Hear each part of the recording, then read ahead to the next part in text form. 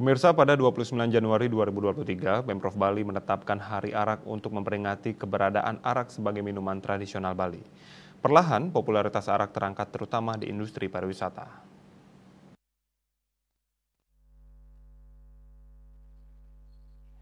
Mimpi menjadikan arak Bali sebagai spirit ketujuh dunia mungkin masih jauh dari kata akan terwujud. Masih perlu upaya kerja keras seluruh komponen untuk menjaga citra dan brand awareness arak Bali. Dunia saat ini mengenal ada 6 minuman beralkohol golongan C dengan kandungan alkohol 20-55%. Keenam Mikol yang juga disebut spirit ini adalah whisky, rum, gin, vodka, tequila, dan brandy. Arak Bali diharapkan menjadi spirit ketujuh. Ini berarti minuman destilasi ini akan sejajar dengan keenam spirit lainnya yang sudah begitu mendunia.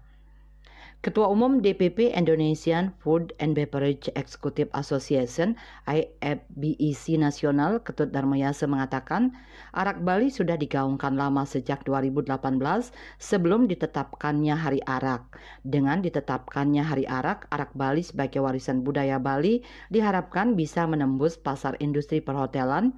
Karena hotel banyak tamu mancanegara ingin menikmati objek wisata, juga ingin tahu produk khas Bali, salah satunya arak.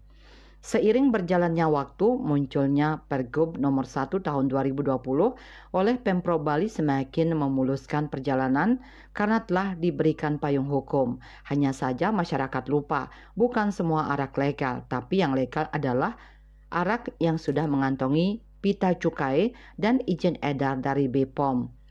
Darmayasa mengatakan sesuai tata niaganya arak yang diproduksi oleh masyarakat atau petani harus masuk ke koperasi untuk pemasaran arak. Dari tempat pembuatan arak harus ada surat izin dari pemerintah desa menyatakan bahwa arak itu bisa dibawa ke koperasi. Koperasi membeli arak petani dengan harga rata-rata di desa naik 20% dan koperasi juga menaikkan 20% harga itu ke pabrik. Pabriklah yang kemudian mengemas, membotolkan, packaging, memberikan perizinan, baru dijual ke user. Cita Maya, Bali Post melaporkan.